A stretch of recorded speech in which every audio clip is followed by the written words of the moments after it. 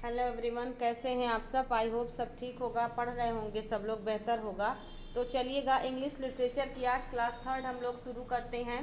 Class third में भी आपको बहुत अच्छे अच्छे क्वेश्चंस दिए जा रहे हैं जो कि आपके सारे इंग्लिश लिटरेचर से संबंधित एग्ज़ाम के लिए बहुत ही एकदम अनिवार्य से प्रश्न है। आप इसको बिना पढ़े एग्ज़ाम को क्वालिफाई नहीं कर सकते हैं। तो आज हम सभी की क्लास थर्ड होगी और जिन विद्यार्थियों का इंग्लिश लिटरेचर नहीं है वह भी जानने का प्रयास करें, क्योंकि ज्ञान कभी भी बेकार नहीं जाता। हमें सारे विषय के बारे में कुछ न कुछ जानकारी रहनी चाहिए।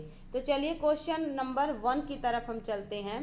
क्वेश्चन नंबर 1, इसमें आप देख पा रहे होंगे, who is called father of English criticism. Father of English criticism किसको कहा जाता है? तो फादर ऑफ इंग्लिश क्रिटिसिज्म हम सभी कह सकते हैं, father of English criticism. First option आपको मिल रहा है डॉक्टर जॉन ड्राइडन, सेकंड है डॉक्टर सैमुअल जॉनसन, तीसरा है टी.एस. इलियट और चौथा ऑप्शन आपको मिल रहा है अरिस्टोटल। तो आप देखेंगे, जॉन ड्राइडन की बात करें तो इंग्लिश क्रिटिसिज्म इन्हीं को कहा जाता है। किसने की कहा? डॉक्टर सैमुअल जॉनसन ने कहा। टी.एस. इलियट भी क्रिटिक हैं लेकिन मॉडर्न क्रिटिक हैं, ठीक है ना, मॉडर्न क्रिटिक हैं। और अरिस्टोटल की अगर हम सभी बात करें तो अरिस्टोटल को हम सभी फादर ऑफ क्रिटिसिज्म कहते हैं। इस फैक्ट को ध्यान रखिएगा। फादर ऑफ क्रिटिसिज्म की बात करें तो अरिस्टोटल हैं, फादर ऑफ इंग्लिश क्रिटिसिज्म की बात करें तो जॉन ड्राइडन होंगे। डॉक्टर सैमुअल जॉनसन भी क्रिटिक थे, टी.एस. इलियट भी क्रिटिक थे, बट ये लोग इंग्लिश क्रिटिक तो थे बट क्रिटिसिज्म के फादर जॉन ड्राइडन, और सिर्फ अगर क्रिटिसिज्म कहे, इंग्लिश क्रिटिसिज्म कहे तो जॉन ड्राइडन और क्रिटिसिज्म कहे तो अरिस्टोटल। आई होप क्वेश्चन नंबर फर्स्ट आपको समझ आया होगा। क्वेश्चन नंबर सेकंड की तरफ चलते हैं। क्वेश्चन नंबर सेकंड में हम देखेंगे हु इज़ कॉल्ड। तो यहाँ पर हो जाएगा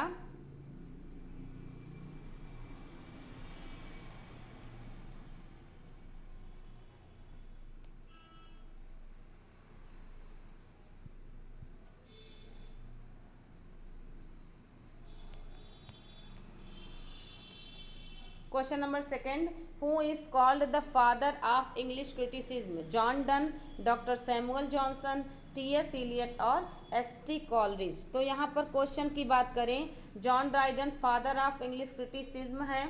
सेकंड, और किसने बुलाया? क्वेश्चन को देखिए, किसने कहा?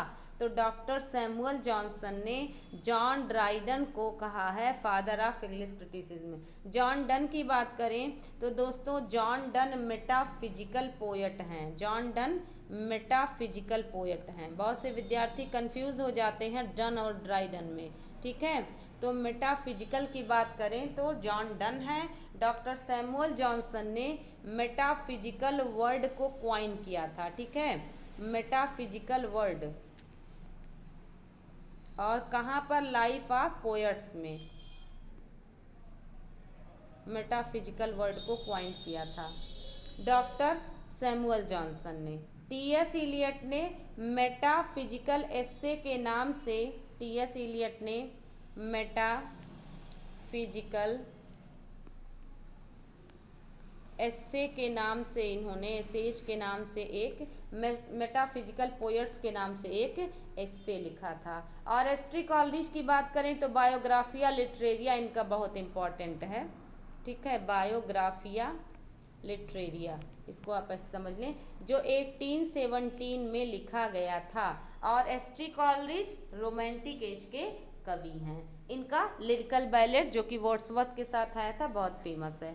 आगे चलते हैं क्वेश्चन नंबर थर्ड की तरफ। क्वेश्चन नंबर थर्ड में हम चलें, who was England's first poet laureate. बहुत ही इंपॉर्टेंट है, इंग्लैंड के फर्स्ट पोएट लॉरिएट कौन थे? तो आपका ऑप्शन है जॉन ड्राइडन, सेकंड है डॉक्टर सैमुअल जॉनसन, थर्ड है विलियम वर्ड्सवर्थ और फोर्थ है अल्फ्रेड लॉर्ड टेनिसन। तो जॉन ड्राइडन को फर्स्ट पोएट लॉरिएट माना जाता है, जो कि किसने बनाया था? चार्ल्स सेकंड के समय में 1660 में जब मोनार्की रीस्टोर हुई थी, तब चार्ल्स सेकंड ने जॉन ड्राइडन को फर्स्ट पोएट लॉरिएट बनाया था। ऑफिशियल, इस भी फैक्ट को ध्यान रखें, ऑफिशियल, ठीक है, अगर अनऑफिशियल की बात करें तो unofficial poet laureate Ben Jonson को माना जाता है। Unofficial poet laureate Ben Jonson को माना जाता है। बेन जॉनसन एलिजाबेथन प्लेराइट थे, रेनेसेंस प्लेराइट थे। विलियम वर्ड्सवर्थ को भी पोएट लॉरिएट बनाया गया था बट 1843 में, और ये 1850 तक अपना, जब तक इनकी मृत्यु नहीं हो गई, ये पद पर बने रहे, जिसकी वजह से इनको कई सारे कंटेम्पोरेरी पोएट्स के साथ आलोचना भी झेलनी पड़ी थी। जैसे रॉबर्ट ब्राउनिंग ने इनको लॉस्ट लीडर कहा है, ठीक है, लॉस्ट लीडर कहा है। और एस.टी. कॉलरिज ने इनको मोरल यूनक कहा है, ठीक है, मोरल यूनक, ठीक ना। और अब अल्फ्रेड लॉर्ड टेनिसन की बात करें तो after death of William Wordsworth he became poet laureate of England but the date was 1850 to 1892। 1850 से 1892 तक इनका समय चला।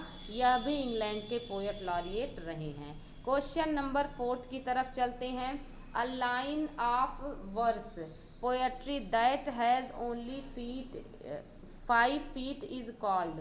तो 5 फीट रहे तो देखिए दोस्तों, 1 फुट जब होता है तो उसमें 2 सिलेबल होते हैं, 2 सिलेबल होते हैं, 2 सिलेबल, यानी 1 फुट बराबर 2 सिलेबल। अब देखिए 2 का 4, उसके बाद 8, 6 ऐसे होगा। अब आप देखिए हेक्सा मीन्स 6 होता है, इट मीन्स 3 फीट होगा और 6 सिलेबल होंगे, सिलेबल।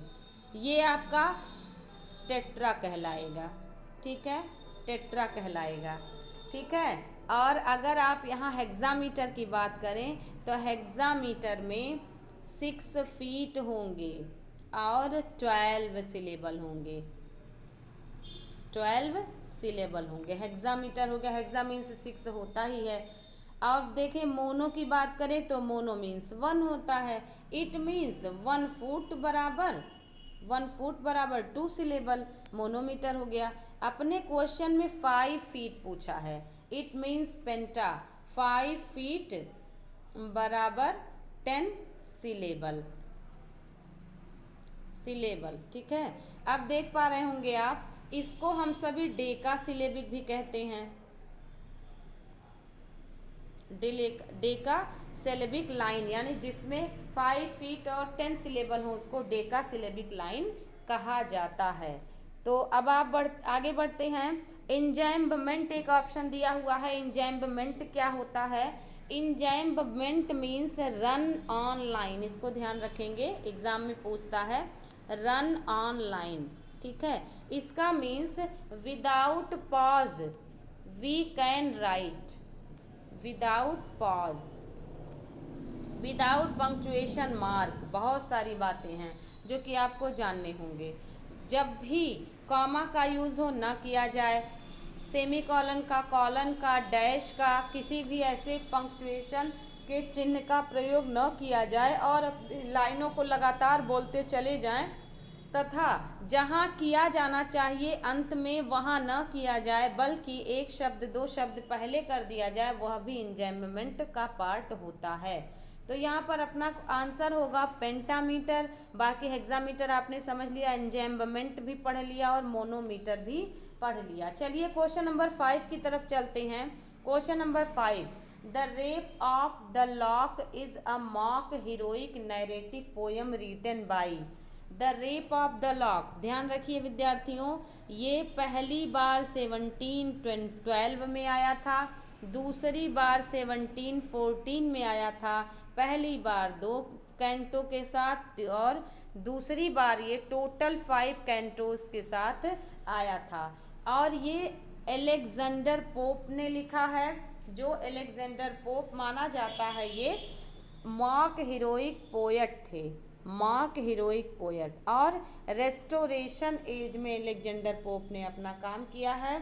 और अलेक्जेंडर पोप की अगर हम बात करें तो अलेक्जेंडर पोप ने इस में बाइबिल को भी है ना, बाइबिल को भी इंक्लूड किया और इसमें दिखाया है। छोटी सी बात होती है जिसमें बेलिंडा नाम की एक लड़की है, इसकी हीरोइन है, ठीक है ना, बेलिंडा। इसके मतलब सुंदरता को और इसके क्रियाकलाप को, इसके एक्टिविटीज़ को इतना इन्होंने बढ़ा चढ़ा करके कहा है कि मॉक शब्द को अगर आप दिमाग में रखें तब भी कंफ्यूज नहीं हो सकते हैं।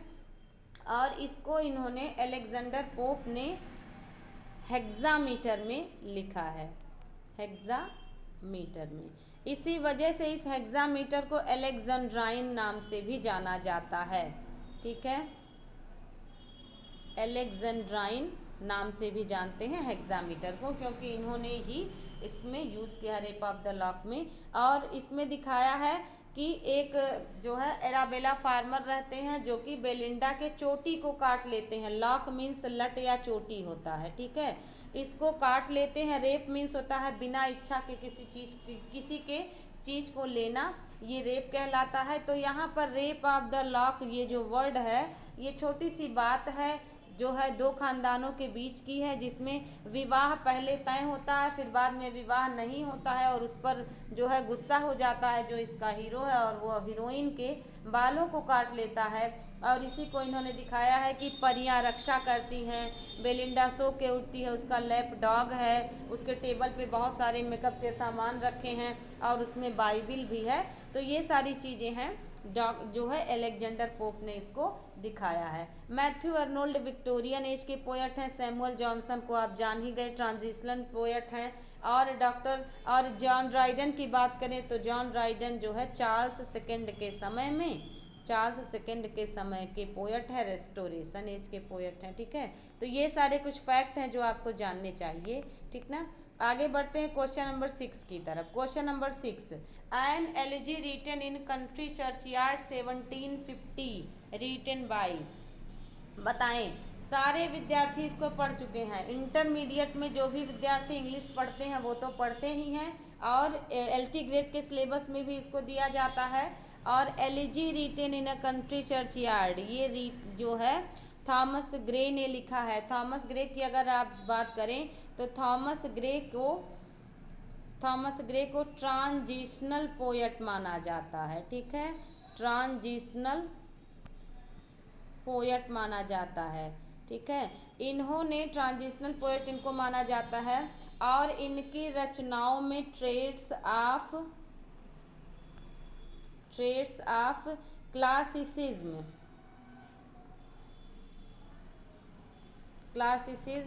एंड रोमांटिसिज्म, इसको नोट करते चलें, रोमांटिसिज्म का झलक मिलता है। इस वजह से इनको ट्रांजिशनल पोएट कहते हैं। तथा विक्टोरियन एज शुरू हो रहा था, रोमांटिक एज समाप्त हो रहा था। उस समय में इनका लाइफ स्पैन, अगर आप इनके लाइफ की बात करें तो 1716 में और 1771, यानी कि इन्होंने 18th सेंचुरी, ठीक है, में अपना जो भी योगदान दिया लिटरेचर में। और इनकी मृत्यु 1771 ईस्वी में होती है। Elegy written in a country churchyard की अगर आप बात करें तो इसको 1742 में शुरू किया गया था, 1750 में इसको कंप्लीट किया गया था और 1751 में इसको पब्लिश किया गया था। आप इसको नोट करें, 1742 में स्टार्ट हुआ, 1750 में लिखा गया कंप्लीट करके और 1751 में पब्लिश हुआ, ठीक है। तो इसको आप ध्यान रखेंगे। आई होप आपके सारे क्वेश्चंस कंप्लीट हो रहे होंगे। और इसकी स्टाइल की भी बात करें दोस्तों तो ये आयम्बिक पेंटामीटर में लिखा गया, इसको भी आप ध्यान रखें, आयम्बिक पेंटामीटर। अब जो विद्यार्थी आयम्बिक पेंटामीटर नहीं जानते वो जान लें। आयम्बिक पेंटामीटर जो प्रोसोडी होता है, मतलब छंद शास्त्र, तो उसमें कुछ स्टाइल है, जैसे अपने हिंदी में छंद होते हैं उसी प्रकार से। तो उसमें क्या है, आयम्बिक में unstress stress, unstress stress, unstress stress, इस तरीके से चलता है। मतलब पहले वीक सिलेबल, फिर strong syllable, weak syllable, strong syllable, weak syllable, strong syllable, इस तरीके से इसको आयम्ब कहते हैं। 2 सिलेबल का एक जोड़ा आयम्ब कहलाता है। जितना ये बढ़ता जाएगा, जैसे 1 फुट 2 फीट 3 फीट, अब देखिए 4 हो गया और ये 5 हो गया। तो 5 फीट तो हुए बट सिलेबल तो 10 हुए। तो इसी स्टाइल को अगर अनस्ट्रेस स्ट्रेस लिखा रहे, अनस्ट्रेस स्ट्रेस, तो उसी स्टाइल को, अब चूंकि आयम्ब स्टाइल में लिखा हुआ है तो इसलिए आयम्ब नाम दिया गया, ठीक है, आयम्बिक नाम दिया गया। और चूंकि 5 जोड़ा और 10 सिलेबल था इसलिए इसको पेंटामीटर कहा गया। तो आई होप बच्चों आपको ये समझ में आ रहा होगा। आप इसको सूत्र अगर जानना चाहें तो इसका फार्मूला आप ऐसे याद कर सकते हैं, IT SD और AP, ठीक है। IT, इसको थोड़ा फिर से देखेंगे, IT AD SP, ठीक है, सही है ये। अब देखिए आयम्बिक का उल्टा ट्रॉकी होता है, एनापस्टिक का उल्टा डेक्टोलिक होता है और स्पॉन्डाइक का उल्टा पायरिक होता है। ये एग्जाम में क्वेश्चन बना हुआ है। यानी कि अगर आप आयम्बिक में unstress unstress stress unstress stress कहते हैं तो ट्रॉकी में जस्ट इसी को पलट दीजिए, स्ट्रेस अनस्ट्रेस स्ट्रेस अनस्ट्रेस, ये ट्रॉकी कहलाएगा। एनापेस्टिक और एनापेस्टिक में एनापेस्टिक का उल्टा डेक्टोलिक और स्पॉन्डाइक का उल्टा पायरिक होता है। तो समय बहुत कम है, बहुत ज़्यादा टाइम चला जाएगा। आगे बढ़ते हैं क्वेश्चन नंबर 7 की तरफ। क्वेश्चन नंबर 7 देखेंगे, the word essay डेराइव्स from the French word. आपको बहुत सारे नए नए तथ्य मिलेंगे और कुछ आप जानते भी हैं। ये जो एस्से है ये किस भाषा का शब्द है? फ्रेंच भाषा का शब्द है। कहाँ से निकल के आया? तो फ्रेंच भाषा से निकला है, एसाई वर्ड से। इट मीन्स एसाई वर्ड से निकला हुआ एस्से, एस्से शब्द है। अब आप बात करेंगे फादर ऑफ एस्से, तो फादर ऑफ एस्से मॉन्टेग्ने को माना जाता है, मॉन्टेग्ने को। अगर बात करें फादर ऑफ इंग्लिश एस्से तो हो जाएंगे फ्रांसिस बेकन, इसको आप भी नोट करें, फ्रांसिस बेकन। फिर father of English essay, father of essay के बाद एक और फैक्ट आता है, प्रिंस ऑफ एस्से, ठीक है ना। तो प्रिंस ऑफ एस्से हो जाएंगे चार्ल्स लैम्ब। आई होप आपको ये कंफर्म हो रहा होगा आगे, चार्ल्स लैम्ब। नेक्स्ट देखिए, अब इसकी मीनिंग की बात करें, रन फास्टर नहीं, टू ट्राई आर अटेम्प्ट, ये क्वेश्चन एग्जाम में बना हुआ है। टू जंप हायर और ये नहीं है, यानी कि प्रयास करना या कोशिश करना, ये इसका मीन्स होता है एस्से का, ठीक है। तो to try or to attempt किसका मीनिंग है? तो एस्से वर्ड का मीनिंग है जो फ्रेंच भाषा के एसाई शब्द से लिया गया है। नेक्स्ट क्वेश्चन की तरफ चलते हैं, question number 8। A line consisting of 10 syllables is known as. ध्यान रखें, अभी आपको मिला आयम्बिक पेंटामीटर, पिछले क्वेश्चन में आपको मिला था। आप देखें, आपको बताया भी गया है, 10 को डेका कहते हैं, 9 को नोना कहते हैं, ठीक है। 8 हो तो ऑक्टा हो जाता है, इस तरीके से। 5 हो तो पेंटा हो जाता है, ठीक है ना। 4 हो तो टेट्रा हो जाता है, टेट्रा। और अगर 3 होता तो टर्जा हो जाता या टर्सेट हो जाता, टर्जा या टर्सेट, ठीक ना। 1 होता, 1 का 2 सिलेबल तो मोनो हो जाता। हेप्टा, हेप्टा मीन्स 7 होता है, 7 में फीट और 14 सिलेबल, यानी 7 फीट 14 सिलेबल तो हेप्टा सिलेबिक होंगे। यहाँ 10 सिलेबल की बात हो रही है तो ये इनकरेक्ट हो गया। पेंटा सिलेबिक वर्ड, पेंटा सिलेबिक मीन्स होता है 5 सिलेबल। आप यहाँ पेंटा और डेका से कंफ्यूज नहीं होंगे, पेंटा मीन्स होता है 5 न, तो यहाँ सिलेबल की बात कर रहा है ना कि फीट की बात कर रहा है, तो पेंटा सिलेबिक नहीं होगा। एलेक्जेंड्राइन को हमने बताया कि एलेक्जेंड्राइन को हेक्सामीटर ही कहते हैं, इसको हेक्सामीटर भी कह सकते हैं, ठीक है, हेक्सामीटर। इट मीन्स 6 फुट होगा, 6 फीट और 12 सिलेबल होंगे। डेका सिलेबिक ही अपना करेक्ट आंसर है। It means 5 feet is equal to 10 syllable. तो आई होप विद्यार्थियों आपको ये क्वेश्चन समझ में आ गया होगा। जिन विद्यार्थियों का ये पार्ट उलझा हुआ सा होगा उनका भी कंफर्म हो गया होगा। क्वेश्चन नंबर 9 की तरफ चलते हैं। Question number 9, who is known as the father of criticism. अब आते हैं फादर ऑफ क्रिटिसिज्म पर, जो कि आपको स्टार्ट में ही फादर ऑफ इंग्लिश क्रिटिसिज्म किसने कहा, किसको कहा, तो डॉक्टर सैमुअल जॉनसन ने जॉन ड्राइडन को कहा। अरिस्टोटल को कहा जाता है father of criticism, John Dryden को फादर ऑफ इंग्लिश क्रिटिसिज्म कहा जाता है। ठीक है, इसको नोट करें, बार बार एग्जाम में पूछता है। मैथ्यू अर्नोल्ड सिर्फ क्रिटिक हैं, ना किसी के फादर हैं, कुछ नहीं। इन्होंने पुरानी चीज़ों का अध्ययन किया, चौसर वगैरह को, और इन्होंने कहा है कि चौसर, इन्होंने उनको जॉन मिल्टन को ग्रैंड स्टाइल की वजह से अप्रिशिएट किया है, ग्रैंड स्टाइल की वजह से। लेकिन इन्होंने कहा है मैथ्यू अर्नोल्ड ने चौसर में लेक ऑफ हाई सीरियसनेस की कमी है, यानी कि चौसर सीरियस नहीं है, इस तरीके से मैथ्यू अर्नोल्ड ने कहा है। अब बुक की बात अगर आप कर लें तो अरिस्टोटल की किताब की अगर हम चर्चा करें तो अरिस्टोटल की किताब का नाम है पोएटिक्स, इसको भी नोट करें, पोएटिक्स। प्लेटो की किताब की बात करें तो रिपब्लिक है। ठीक है, प्लेटो की बुक का नाम रिपब्लिक है और अरिस्टोटल की बुक का नाम पोएटिक्स है। इसमें ही इन्होंने बहुत सारी चीज़ों की चर्चा की है। अगर अरिस्टोटल के जो है बात करें कि ये समय क्या था, तो 380 है ना, 384 में इनका BC यानी बिफोर क्राइस्ट में इनका बर्थ होता है। और अगर डेथ की बात करें तो 322 BC यानी कि 322 ईसा पूर्व इनका मृत्यु होता है, और ये ग्रीक राइटर थे। ठीक है, आई होप आपको ये सारी बातें समझ में आ रही होंगी। चलिएगा, चलते हैं क्वेश्चन नंबर 10 की तरफ। Question number 10, miracle plays dealt with, बताएं, फटाफट आंसर करें।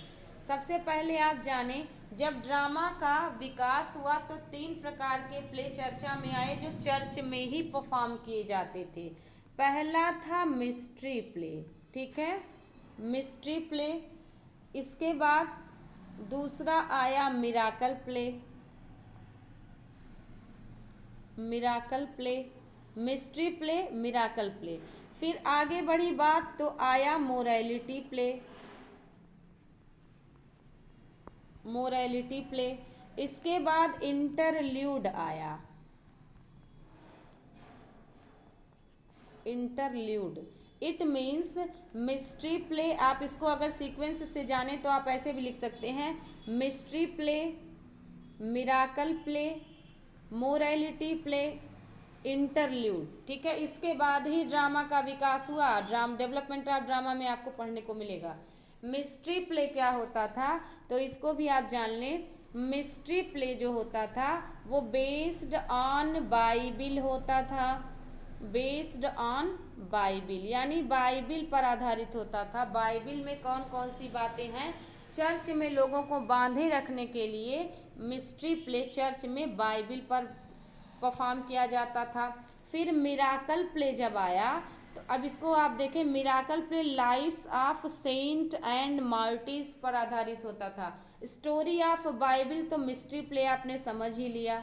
ठीक है, मोरालिटी प्ले की अगर हम बात करें तो मोरालिटी पे वाइस एंड वर्च्यू पर आधारित होता था, यानी अच्छाई और बुराई, मोरालिटी यानी नैतिकता पर आधारित होता था मोरालिटी प्ले।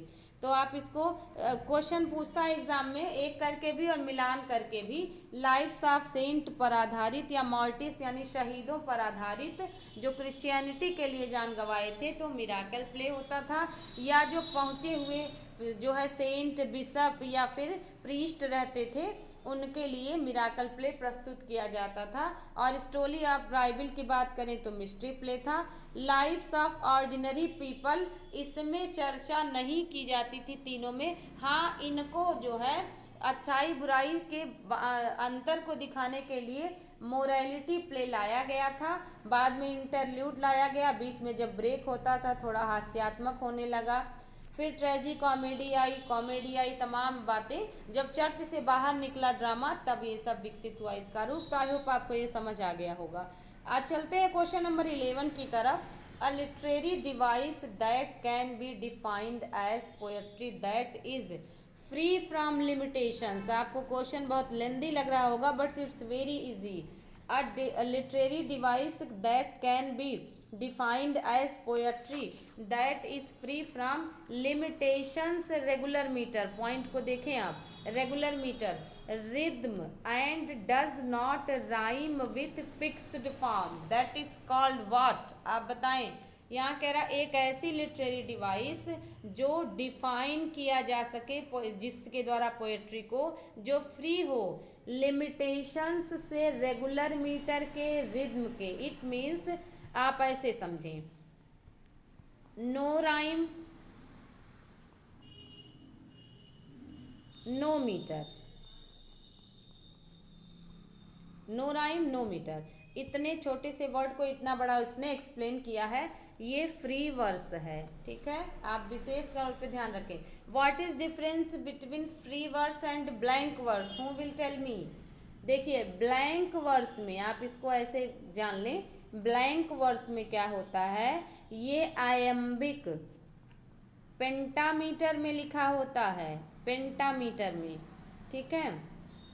और इसमें आयम्बिक पेंटामीटर में जब लिखा हुआ तो मीटर तो होगा लेकिन राइमिंग स्कीम नहीं बनेगी। इसको ध्यान रखें, इसको ब्लैंक वर्स कहते हैं। पेंटामीटर में जब लिखा होगा, आयम्बिक पेंटामीटर में, तो मीटर तो बना but rhyming scheme, no rhyme नहीं बनेगी, वो कहलाएगा ब्लैंक वर्स। फ्री वर्स की बात करें तो फ्री वर्स में आप ऐसे शॉर्ट में लिख लें, no rhyme no metre, no rhyme no metre, that is called free verse. Free verse का दूसरा नाम तो देखिए, इसको ओपन वर्स भी कहते हैं, ओपन वर्स भी कहते हैं, वर्स लिब्रे भी कहते हैं। आप लिब्रे से लिबर्टी वर्ड अपने दिमाग में बना लें। लिब्रे मीन्स लिबर्टी, मीन्स आज़ादी, no rhyme no metre, open verse. आप अपनी बात को कहते चले जाएं। अब बात करते हैं फादर ऑफ फ्री वर्स की, तो वॉल्ट विटमैन को माना जाता है, ठीक है, जो कि एक अमेरिकन है। इनका ओ कैप्टन माय कैप्टन हर विद्यार्थी पढ़ रखा है, ठीक है। वॉल्ट विटमैन अमेरिकन पोएट थे, अमेरिकन डेमोक्रेसी के फादर माने जाते हैं तथा फ्री वर्स के भी फादर माने जाते हैं। टेरेसा रीमा की बात करें तो टेरेसा रीमा में ode to west wind, ode to the west wind, ये जो है पीबी शैली का है, बहुत फेमस रचना है, बहुत ज़्यादा। कौन है जो नहीं पढ़ा होगा, ज़रूर से सबने पढ़ा होगा। Ode to the west wind में टेरेसा रीमा में, इसमें बांध होता है, जैसे ए बी ए, इसके बाद बी सी बी, आप देख पा रहे हैं, A B A, B C B, इसके बाद देखिए सी बी सी, इसके बाद ये जो सी डी सी, इसको आप इस हटाना, सी डी सी, ठीक है, सी, इसके बाद डी सी, फिर देखिए आगे बढ़ेंगे डी ई डी। तो ये इस तरह से आप देख पा रहे हैं, इस तरह से बंधता चला जा रहा है ना ये चैनल, इस तरीके से, यही कहलाता है टेरेसा रीमा। समझ में आ रहा होगा आपको, आई होप। माला प्रोपिज्म देखिए ये क्या होता है, इसका मीन्स कॉमेडी के सेंस में, ठीक है, कॉमेडी के सेंस में कुछ कैरेक्टर एक शब्द के स्थान पे दूसरे शब्द का यूज़ करें। जैसे आपको अगर टेबल कहना है तो आप फेबल वर्ड का यूज़ कर लो, ठीक है। मतलब क्या, टेबल जितना शब्द आप कह रहे थे, आपने गलती से फेबल उसको बोल दिया और आपको फिर हंसी के सेंस में ऐसी बात को आपने कहा, तो ये होता है एक शब्द के स्थान पे मिलते जुलते शब्द का यूज़ कर देना, जिसको माला प्रोपिज्म कहते हैं। तो आई होप आपको ये चारों ऑप्शन कंफर्म हुए होंगे। इस सेंटेंस का उत्तर होगा free verse. I hope question number 11 आपको बहुत अच्छे से समझ आया होगा। क्वेश्चन नंबर 12 की तरफ चलते हैं। Which play of the following, which of the following plays has a play within a play. जल्दी जल्दी आंसर करें, कौन सा है? King Lear, Hamlet, Othello and as you like it. Which answer will be right answer of this question, tell me fast. King Lear नहीं है, Hamlet है, Othello नहीं है, एज यू लाइक इट नहीं है। देख पा रहे होंगे ये सारी रचनाएं विलियम शेक्सपियर के द्वारा लिखी गई हैं। ठीक है, विलियम शेक्सपियर, कौन नहीं जानता इनके बारे में, विलियम शेक्सपियर। हेमलेट इनका ग्रेट ट्रेजेडी है।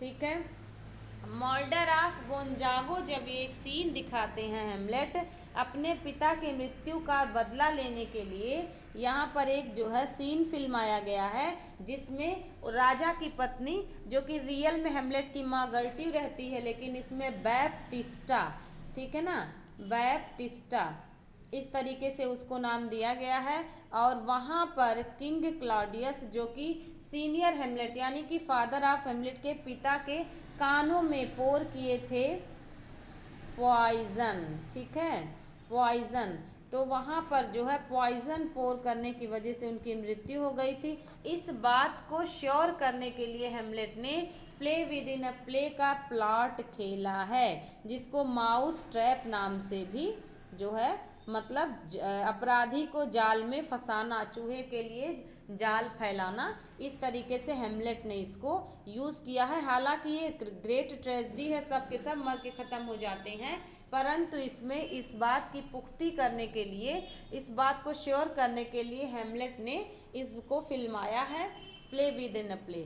किंग लियर में किंग लियर की 3 बेटियां होती हैं जो कि गोनोरिल, रिगन और कॉर्डेलिया होती है, और अंत में कॉर्डेलिया ही जो है किंग लियर के लिए वफादार होती है। यह बात किंग लियर लास्ट में जान पाता है, बाकी दोनों बेटियां नहीं अच्छी होती हैं। फिर लास्ट में किंग लियर भी मर जाते हैं। और ओथेलो की बात करें तो इसकी पत्नी डेस्डेमोना थी, जिसको ओथेलो ने खुद ही गला दबा करके हत्या कर दिया था। आइगो, ठीक है ना, आइगो के कहने पे, आइगो एक कैरेक्टर है, ये ओथेलो पे शक करता है और उसको मार देता है। As you like it pure comedy हम सभी जानते हैं, थॉमस लॉज के रोजालिंडे से लिया गया है, और ये इसमें इपीलॉग का वर्णन किया गया है। तो चलिए आगे बढ़ते हैं क्वेश्चन नंबर 13 की तरफ। क्वेश्चन नंबर 13 में Milton's Paradise Lost is written, Milton का पैराडाइज लॉस्ट लिखा गया है। तो पहले आप बात करें कब ये स्टार्ट किया गया था, 1658 में स्टार्ट किया गया, 1665 में कंप्लीट किया गया, 1668 में इसको 1667 में, ठीक है, 1667 में इसको पब्लिश किया गया 10 बुक्स में। उसके बाद इसको फाइनली 12 बुक्स में से 1674 को 12 बुक्स में मिल्टन ने इसको बाद में पब्लिश करवाया। ठीक है, मिल्टन ने पब्लिश करवाया क्या, मिल्टन की तो डेथ ही हो जाती है 1674 में, लेकिन पब्लिश करवाया गया आप इसको कह सकते हैं। ठीक है, आप देख पा रहे हैं मिल्टन की मृत्यु का भी समय 1674 है। इसको लिखा गया है, ऑप्शन की तरफ चलते हैं। पहला कह रहा है हीरोइक कपलेट। हीरोइक कपलेट क्या होता है, कपलेट और हीरोइक कपलेट में थोड़ा अंतर आप समझ लें। कपलेट, ठीक है, कपलेट और हीरोइक कपलेट में अंतर कौन बताएगा, क्या अंतर है कपलेट और हीरोइक कपलेट में। कपलेट में कोई भी मीटर हो सकता है, इसको आप ध्यान रखें, any metre can be used in couplet. ठीक है, 2 लाइन का स्टैंजा होता है, सेम मिलता जुलता हुआ, जैसे ए बी बी। आप देखते हैं सोनेट जो विलियम शेक्सपियर का है, उसके अंत जो होता है वो विलियम शेक्सपियर के सोनेट का अंत 3 क्वार्ट्रेन, इसके बाद होता है 3 क्वार्ट्रेन, और आपका अंत में जो 2 कपलेट है उस 2 कपलेट से होता है। और आपका देखते हैं 4 4 4, तो 3 क्वार्ट्रेन हो गया, और 1 कपलेट होता है जो 2 लाइन का होता है। ठीक है, इसको आप ध्यान रखिएगा, 4 4 लाइन का, यानी कि 3 क्वार्ट्रेन, क्वार्ट्रेन मीन्स होता है 4 लाइन की कविता, तो आप इसको 4 4 4 ऐड करें 12 हो गया, और जो 2 कपलेट, 1 कपलेट 2 लाइन का होता है बराबर 14 लाइन का, एक सोनेट विलियम शेक्सपियर इसको बनाते हैं। तो कपलेट किसी भी मीटर में लिखा हो सकता है, बट जो हीरोइक कपलेट होता है दोस्तों वो हमेशा आयम्बिक पेंटामीटर में होता है, इसको आप ध्यान रखें। बहुत से विद्यार्थियों को पता होगा, बहुत से को नहीं, तो वो जान लें। आयम्बिक पेंटामीटर में लिखा हो और जोड़ा बने 2 लाइन का, तो उसको हीरोइक कपलेट कहते हैं, और हीरोइक थीम तो होगी ही होगी, और आयम्बिक पेंटामीटर भी होगा। स्पेंसेरियन स्टेंजा की बात करते हैं तो इसको फेरी क्वीन में स्पेंसर ने इन्वेंट किया था, एडमंड स्पेंसर की बात हो रही है। और ये 9 लाइन का होता है, और 9 लाइन में जो 8 लाइन होते हैं वो आयम्बिक पेंटामीटर में होते हैं, और जो अंत का एक लाइन होता है वो आयम्बिक हेक्सामीटर में होता है, जिसको एलेक्जेंड्राइन कहते हैं, वो स्पेंसेरियन स्टेंजा हो गया। फ्री वर्स आपने समझ लिया कि फ्री वर्स आपका वर्स लिब्रे या ओपन वर्स है, तो पैराडाइज लॉस्ट ब्लैंक वर्स में लिखा गया है। No metre no rhyming scheme only iambic pentameter, no rhyme no metre free verse में होगा। 13 नंबर क्वेश्चन कंफर्म हुआ। 14 की तरफ चलते हैं। 14 में a great essayist known as Alpha of the play कौन है? Alpha of the plough use कर रहे हैं एजी गार्डनर। दोस्तों ध्यान रखें, एजी गार्डनर ने Alpha of the plough pen name को यूज किया है, फ्रांसिस बेकन ने नहीं यूज किया है। लैम्ब ने एलिया नाम को यूज किया है, एजी गार्डनर ने अल्फा ऑफ द प्लो को यूज किया है, और विलियम हेजलित ने भी कुछ नहीं यूज किया है किसी भी पेन नेम को। तो इसको आप एजी गार्डनर की बात करते हैं तो अल्फा ऑफ द प्लो इन्हीं का उत्तर होगा। फिर अगर हम लोग अल्फा ऑफ द प्लो से आगे बढ़े, एजी गार्डनर के पूरे नाम को देखें तो अल्फ्रेड, इसको आप नोट कर सकते हैं, अल्फ्रेड लॉर्ड गार्डनर नाम था। ठीक है, अल्फ्रेड लॉर्ड गार्डनर एजी गार्डनर का पूरा नाम था। ठीक है, तो आई होप आपको ये कंफर्म हुआ होगा। ठीक है, अल्फ्रेड गार्डनर इनका नाम था, तो एजी गार्डनर अल्फा ऑफ द प्लो के माने जाते हैं। इनका एक रचना बहुत फेमस है दोस्तों, इन डिफेंस ऑफ इग्नोरेंस। ठीक है, इन डिफेंस ऑफ इग्नोरेंस, ये इनका बहुत फेमस एस्से है, इन डिफेंस ऑफ इग्नोरेंस, जो है एजी गार्डनर का अल्फा ऑफ द प्लो इनका पेन नेम है। इनके अगर लाइफ की बात करें तो 1865 में इनका बर्थ होता है और 1946 में इनका डेथ होता है, और ये 20th सेंचुरी एसेइस्ट हैं। आई होप ये सारे फैक्ट्स आपको बहुत अच्छे लगे होंगे। नेक्स्ट क्वेश्चन की तरफ चलते हैं। क्वेश्चन नंबर 15, ड्यूरिंग 1613 जून 29 विच थिएटर कॉट फायर। फटाफट आंसर करें, कौन से थिएटर में आग लगी थी? पहला ऑप्शन है किंग्समैन थिएटर, दूसरा ग्लोब थिएटर, तीसरा क्वीन थिएटर, और चौथा ग्लोबल थिएटर। ध्यान से पढ़ें, ग्लोब और ग्लोबल में अंतर है। देखिएगा, किंग्समैन थिएटर जो था ये बहुत पुराना थिएटर था, जो कि लॉर्ड चैम्बरलिन्स नाम से पहले जाना जाता था, लेकिन जब 1603 में जेम्स फर्स्ट राजा बनते हैं तो इसका नाम किंग्समैन थिएटर रख दिया जाता है। ग्लोब थिएटर की बात करें तो ग्लोब थिएटर बना था 1599 में, और पहला प्ले जूलियस सीजर, ठीक है इसको नोट करें, जूलियस सीजर परफॉर्म किया गया था, विलियम शेक्सपियर का रोमन प्ले। ठीक है, पहला प्ले जूलियस सीजर इसमें परफॉर्म किया गया था, और इसमें आग लगी थी 1613 ईस्वी में। चूँकि ये लकड़ी का बना था, इसको भी ध्यान रखें, ये लकड़ी का बना था और 3 मंजिल का था, यानी कि अभी भी आप अगर देखें तो उसको रिपेयर करके म्यूजियम बना दिया गया है इंग्लैंड में। 3 मंजिल का 1613 में आग लग गई थी। वुडन का, इट मीन्स लकड़ी का बना हुआ था। और आप देखें तो हेनरी एट्थ, ठीक है, विलियम शेक्सपियर का परफॉर्म किया जा रहा था, और उसी समय आग लग जाती है। एक आग का सीन फिल्माया गया, उसमें आग लग गई, और बाद में इसको रिपेयर भी किया गया।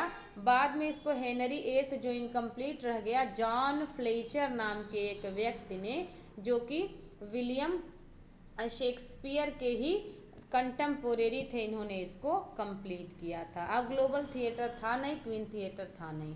आगे बढ़ते हैं क्वेश्चन नंबर 16 की तरफ।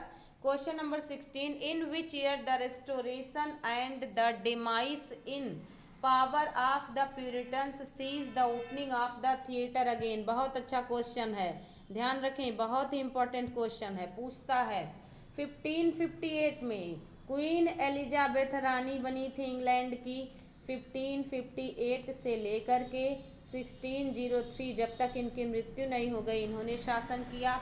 1603 में इनकी मृत्यु होती है तो जेम्स फर्स्ट आते हैं जो ब्लडी मैरी के बेटे थे, जेम्स फर्स्ट।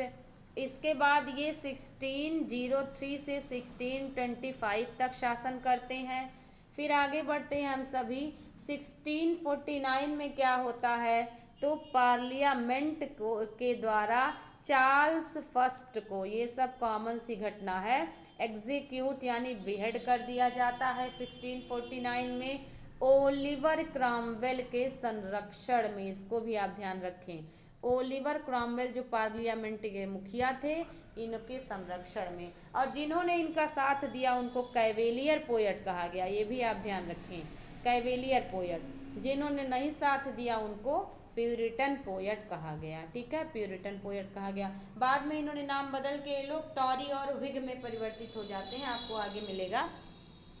तो अपना करेक्ट आंसर है 1660। 1660 ईस्वी में मोनार्की रीस्टोर हुई थी 1660 ईस्वी में। और राजा कौन बना था, तो चार्ल्स सेकेंड। इसकी भी थोड़ी सी घटना आप सुन लें।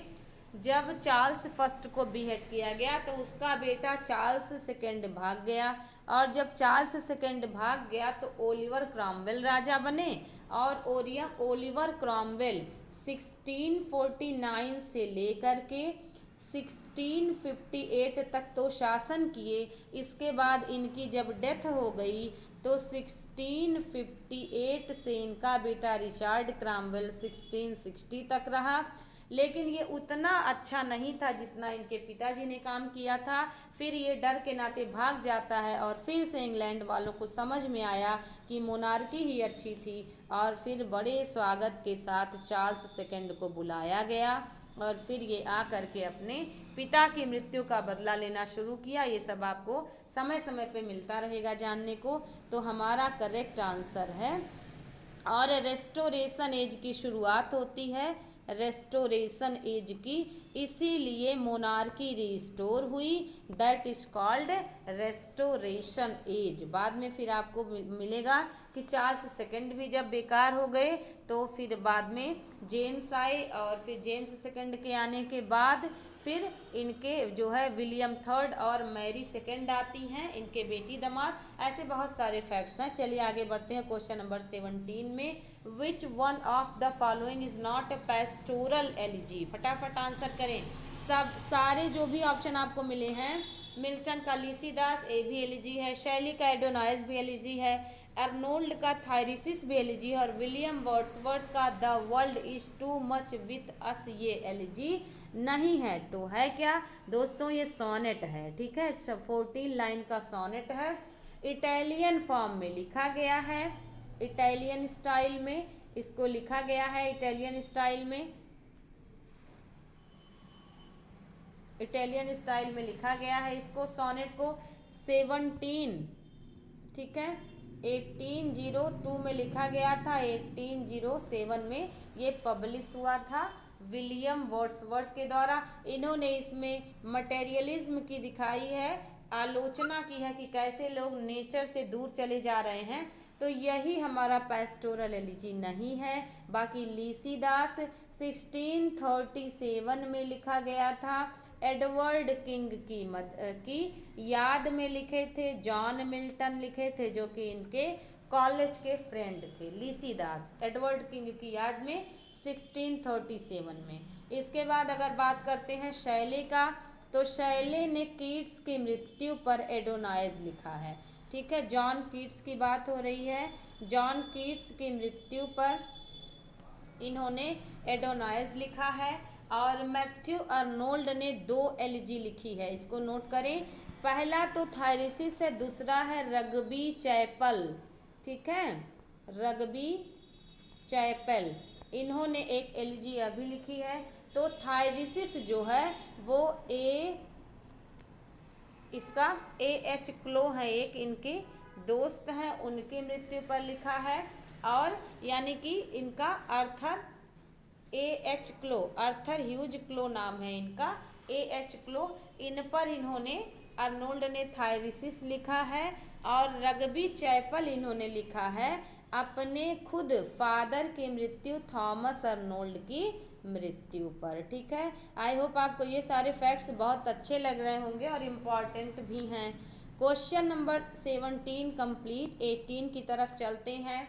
Many find the figure of speech in the line 18, 19, 20। ये 3 क्वेश्चन आपको दिए गए हैं। फिगर्स ऑफ स्पीच आपको फाइंड आउट करना है। Many are called but few are chosen.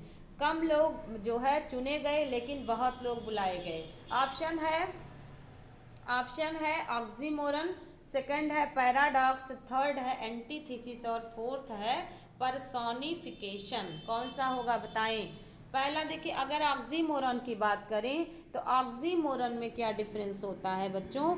देखिए, ऑक्सीमोरन में 2 अपोजिट वर्ड अगल बगल लिखे होते हैं, इसलिए ये नहीं होगा। पैराडॉक्स में जो होता है वो विचार ही उलझा उलझा सा रहता है। पैराडॉक्स में जो विचार है वो उलझे से रहेंगे, यानी कि जब जैसे कह दिया जाए child is the father of man. अब यहाँ पे चाइल्ड मैन का फादर कैसे हुआ, ये एक उलझा हुआ स्टेटमेंट है, लेकिन ये बात बड़ी सच्ची सी कही जाती है पैराडॉक्स में।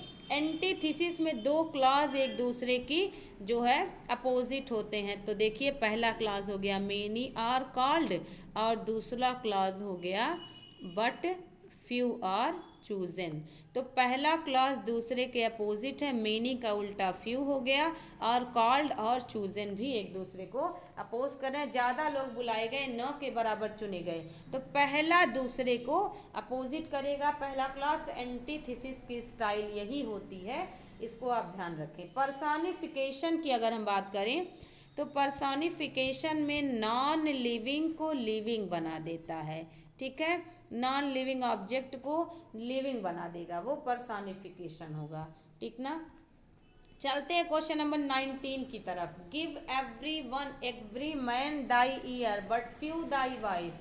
सबकी सुनो, करो अपने मन की। ये चीज़ है कि सबकी सुनो मीन्स अपने कान सबको दे दो, लेकिन आवाज़ अपनी बहुत कम को बताओ, यानी कि मन में ही अपने ख्यालों को रखे रहो, सुन लो सबके विचारों को।